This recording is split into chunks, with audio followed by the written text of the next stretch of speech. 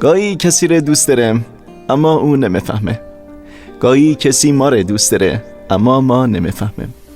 خلاصه یک مش نفهم دور هم جمع رفتم و تشکیل اجتماع دادیم. بدبخت فری، روز به روز داری داغونتر مری. یعنی تو از این پیاما بهتر نداری؟ مری باز داری گنده ورمه داری. یعنی میخوای بگی تو این باکس آپدیت تری داری؟ همش همو فری. وقتی نه فیسبوک داری، نه واتساپی، نه حتی وایبری، نه ویچتی، نه توییتری، دیگه چه توقعی داری؟ باورم نمیشه مری. یعنی تو فیسبوک میری؟ بگو بینم عکسم مزری؟ جمع کن جان ما فری.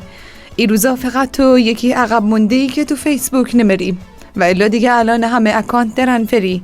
از خدیج خانم خیاط بگیر تا مسئولان کشوری و لشکری. مری ای تویی که خبر نداری. وقتی از مسائل سیاسی حرف میزنی یک دفعه دیدی ورم پری. در ضمن مور مسخره نکن مری. قبول تو با فیلتر شکن مری، ولی مسئولین با چی میرن تو خبر نداری؟ یعنی تو میخوای بگی تو پیج مسئولین عضویت نداری فری؟ نه. پس تو انتقادات و پیشنهاداتت رو کجا میذاری؟ خب چجوری میشه که اینا خودشان فیلتر میکنن بعد خودشان تو فیس عضو میرن؟ خب ولش کن. فقط بری جان ما یک فیسبوک هم بره ما داری؟ فری، اطلاعاتت رو ارتقا بده جان مری. مگه فیسبوک دفتر خاطراتی که میگی یکی داری؟